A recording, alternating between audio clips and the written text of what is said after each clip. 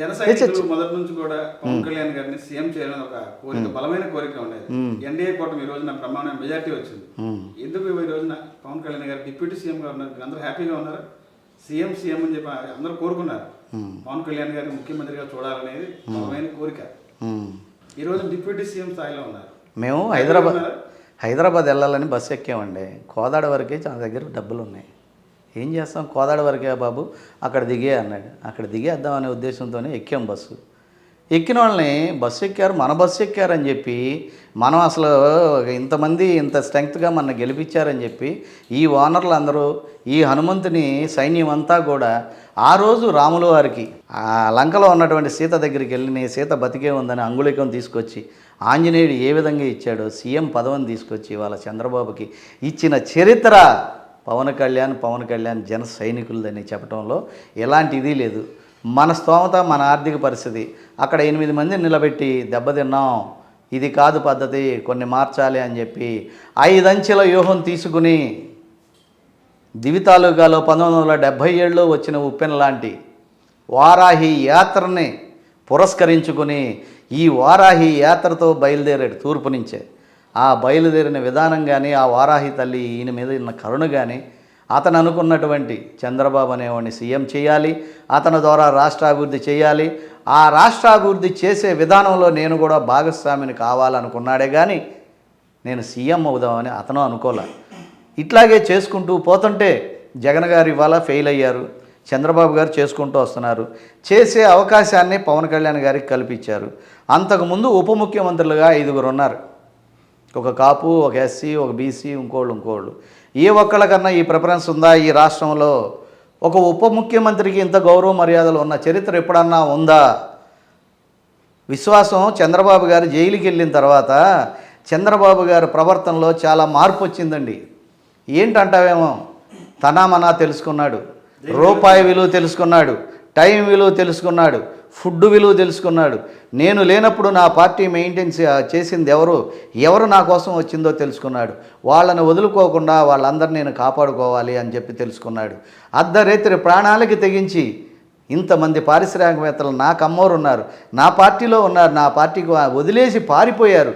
ఎక్కడ ఆస్తులు జప్తు చేపిస్తాడో, ఈడీని పంపిస్తాడో, కేసులు పెడతాడోనని భయముతో పారిపోయారు. పారిపోకుండా ఉంది అమరావతి రైతులు ఒకటి.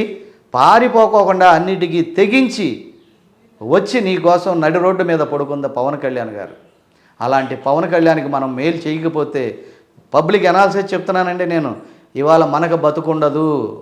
మనం ఎన్ని పథకాలు పెట్టినా, ఎన్ని చేసినా రేపొద్దున మరలా పవన్ కళ్యాణ్ లేకోకుండా నేను ఒంటరిగా వెళ్తే రేపొద్దున ఇదే ప్రజలు నన్ను చేదరిస్తారు. సిపిఎంని మింగేశాడు, సిపిఐని మింగేశాడు, బీజేపీని మింగేశాడు, ఆల్రెడీ వేరే పార్టీలను కూడా మింగేశాడు.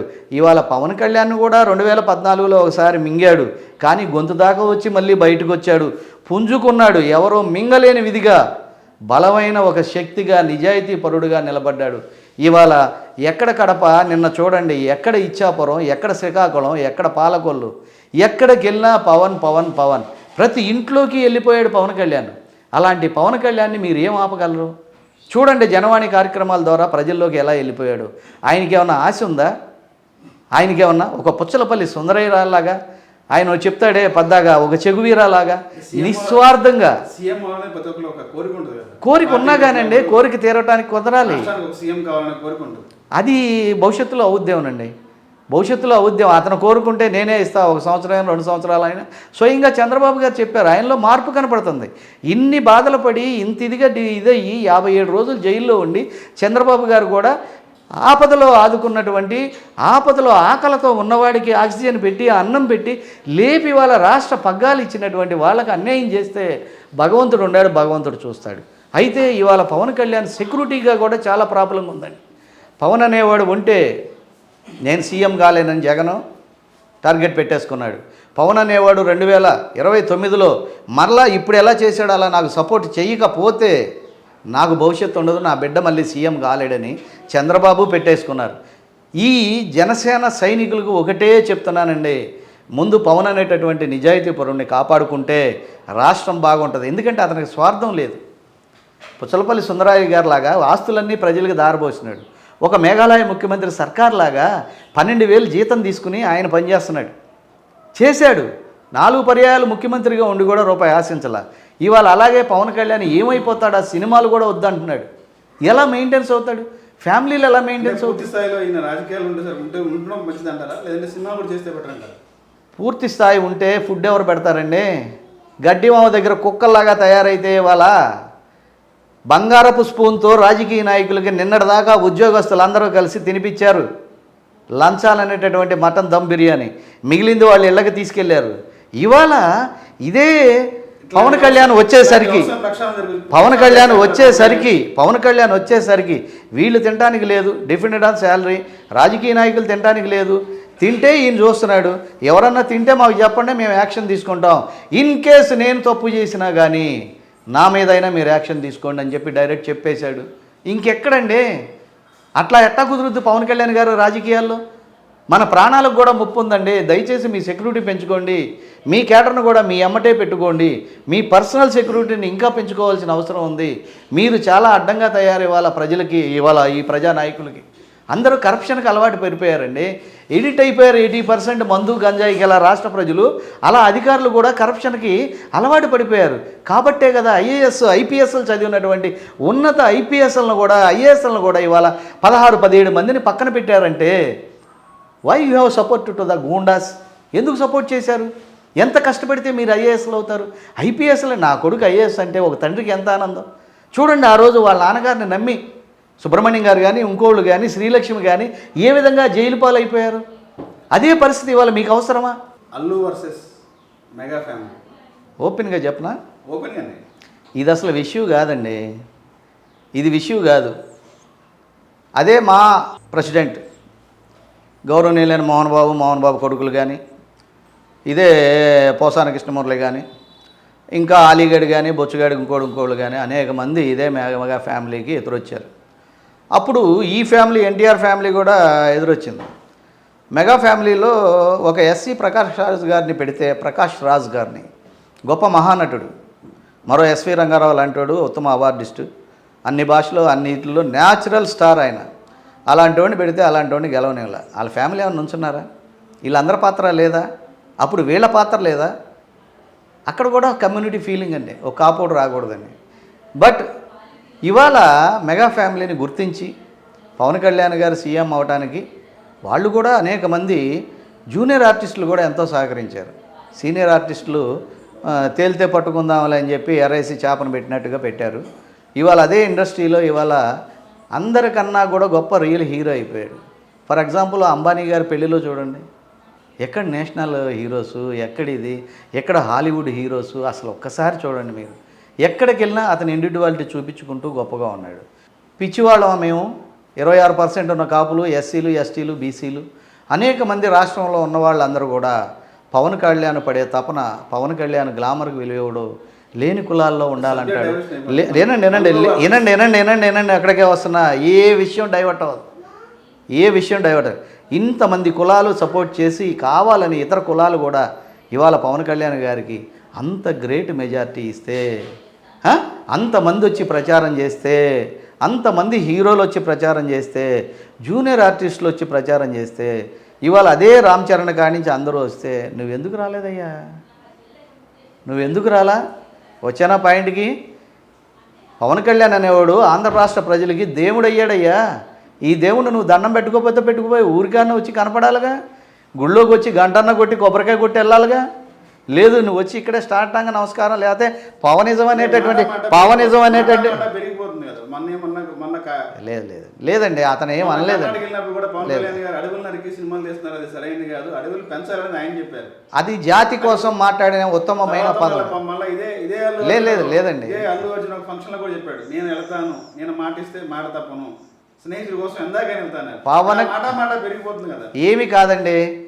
ఏమీ కాదు. అదే ఇంకా మధ్యలో మీడియా వాళ్ళు కూడా అల్లూరు రామలింగయ్య లేదే వీడు అసలు హీరో అయ్యేవాడు కాదు. ఏమంటే ఊరుమ్మడి బతుకులో ఉన్నప్పుడు ఎందుకు అంత చిన్న పాత్ర చేసావు? మనవూరు పాండవుల సినిమాకి ఎందుకు అంత చిన్న పాత్ర చేసావు? చిరంజీవి అంచెలంచెలుగా ఏ విధంగా వచ్చావు? ఈయనకు ఉపయోగపడ్డది సుధాకరు ప్రసాద్ బాబు, నరసింహారావు ఇట్లా చెప్పుకుంటూ పోతే కొంతమంది అత్యంత ముఖ్య స్నేహితులు ఉన్నారు. రూమ్ రెంట్ కూడా కట్టుకోలేక రూములో తినడానికి లేక ఉండి టాలెంట్తో పైకి వచ్చినోడే చిరంజీవి. అల్లూరు రామలింగయ్యకి మళ్ళీ కాదు. అల్లూరు రామలింగయ్య ఫ్యామిలీ, అల్లూరు రామలింగయ్య అప్పుడు ఇప్పుడు ఎప్పుడు కూడా ఇదే కమ్మరుగు తొత్తులుగా బతికారు. మీకు ఒక చిన్న ఇన్సిడెంట్ చెప్తా. ఈయన ఇంత ఎత్తి ఎదిగిన తర్వాత గౌరవనీయులైన వంగవీటి మోహన్ రంగ గారు ఇదే చిరంజీవిని పెట్టి సినిమా తీద్దామని వెళితే పొరపాటున ఆ సినిమాలో నటించొద్దు, ఎవడో ఒకటి నీ ముఖం మీద బ్లేడ్ పెట్టి కూస్తే నీ గ్లామర్ పోద్ది, వాళ్ళు రౌడీలు విజయవాడలో అని మాట్లాడిన చరిత్ర ఇదే అల్లూరు రామలింగయ్యది. ఈయన కూడా సరే నటించపోయావు, భానుచంద్ర అని మన బందరాతనే దొరికాడు, అతనితో సినిమా తీస్తున్నాను, నువ్వు ఈ విధంగా వచ్చి క్లాప్ కొట్టేళ్ళమంటే క్లాప్ కొడతానికి కూడా రాని చరిత్ర ఇదే చిరంజీవి గారిది. అయితే ఇదే సినిమాని గౌరవనీయులైన ప్రభాకర్ రెడ్డి గారు, మాదాల రంగారావు గారు, కమ్యూనిస్ట్ పార్టీ నాయకులు ధవళ సత్యం గారు, దాసర గారు, శ్రీహర్ లాంటి వాళ్ళు అనేక మంది ఈ సినిమాకి అండగా ఉండి ఈ సినిమా తీయడం జరిగింది. అయ్యా వాళ్ళు లేనిదే ఈయన లేనని అంటాం తప్పండి, అది తప్పది. ఒక అశ్విని దత్ ఏంటి, ఒక కోడరామకృష్ణ ఏంటి, ఒక కోదండరామరెడ్డి ఏంటి, ఇట్లా చెప్పుకుంటూ పోతే మళ్ళీ ఆ విషయంలోకి వెళ్తున్నాం. అది చిన్న విషయం అండి. ఇవాళ రేపు వాళ్ళందరూ కలిసిపోతారు. అభిమానులు కూడా అతన్ని డివైడ్ చేసి చూడాల్సిన పని లేదు. పవన్ కళ్యాణ్ అనేవాడు ఒక మహాశక్తి, ఉన్నత శిఖరం. లేదా ఫ్యాన్స్ తీసి అవకాడ పారేయండి. పవనిజం ముందు ఏ ఫ్యాన్స్ పనికిరారు, అందులో ఆలోచనే లేదు.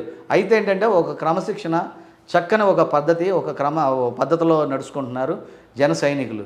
లేకపోతే ఇంకోటి కాదండి, ఇంకో హీరో సినిమా డిఫీట్ అవ్వాలని పవన్ కళ్యాణ్ కూడా కోరుకోడు.